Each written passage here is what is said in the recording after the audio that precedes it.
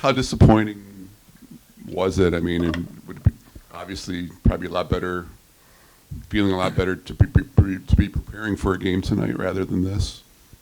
Yeah, absolutely. This is never an easy time of the year when you don't, accomplish what we wanted to accomplish at the start of the season. So definitely disappointing the way it ended.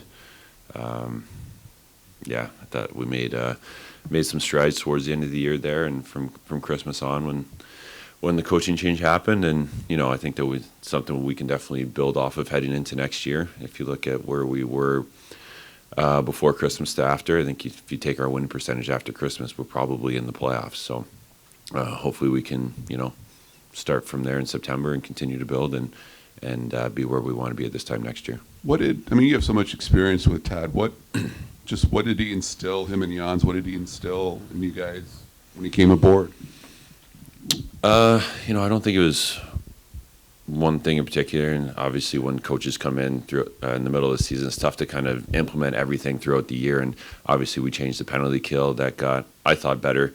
Maybe the numbers didn't always tell the story, but I thought that our penalty kill did get better throughout the season. Obviously our systems were a little bit tighter. We were coming out of our zone a little quicker, changed some breakouts and stuff like that. But just the communication, the accountability and stuff like that on and off the ice, they just bring so much of that, and you could tell once they came in, things started to change. And like I said, I think the whole group is looking forward to starting fresh and starting from training camp next year. Talbot, although it's a push that ultimately came short, how does a group get closer and grow from an experience like this with all the ups and downs, especially?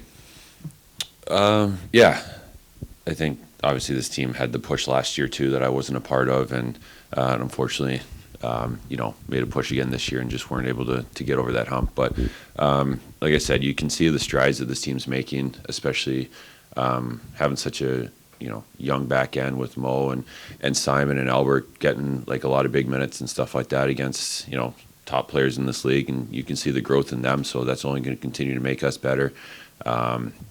You getting guys like Lucas and Larks obviously are big portions of our game up front, and their leaders, and you can see Ray taking another step this year as well. So I think the growth within the room and the cohesiveness within the group is it was fun to see and be a part of, and I'm looking forward to coming back next year and being a part of that as well. Yeah, Cam, Albert in particular seemed to really take off when the new coaches came in. What did you see in him as far as just more poise, more confidence that second half of the season? Yeah, I think the poise comes with the confidence that he was given. Obviously, when you're put in a lineup like that and thrust up onto that second pair with Simon, I thought that those two played extremely well throughout most of the second half of the year. So once he got in and he was an everyday regular, you could see that the confidence in him just continued to grow and grow, and the confidence from us in him continued to grow. I felt confident every time he was on the ice.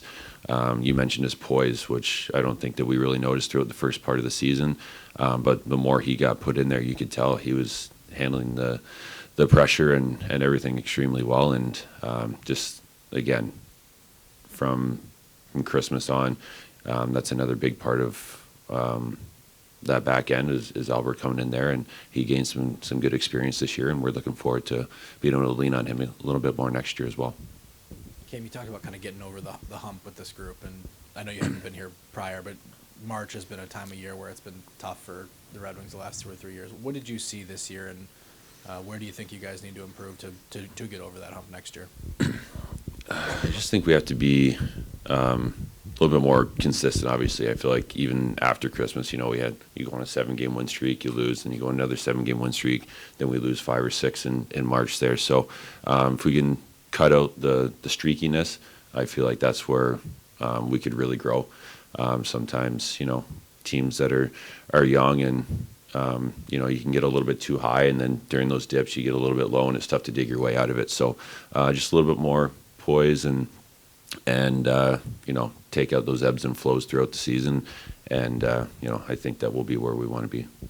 Cam, even from the outside, the goalie room just changed and went through a lot this year, just from beginning to end. Philosophy, the business structure of it, if you will. Since the deadline, you being under contract next year kind of insulates you a bit from that chaos, but what has it been like building this relationship, Mrazek, and how can you guys build that over into next year? Or what is the perspective going into that?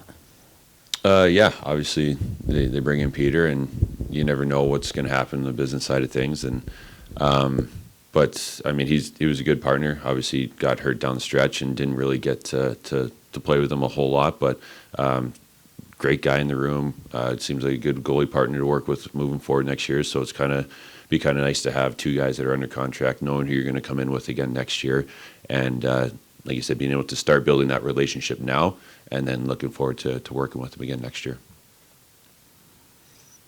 So are you one of those guys that watches the playoffs or not? My son is pretty hockey crazy, so he's always wanted to watch whatever games are on. So I will have the playoffs on at some point, but still hurts when you're not a part of it.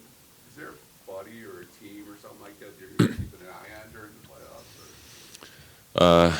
I mean, I've been on a lot of teams, so I got a lot of buddies out there that are still in the playoffs. So it's hard to pick one team in particular, but like I said, Landon just likes to throw the games on whenever they're on. So for some reason, he's always a Panthers fan. I know a bunch of guys on that team, so he likes to throw those games on, but we'll pretty much watch whatever. Thanks. Yeah, thanks, guys. Have a good summer.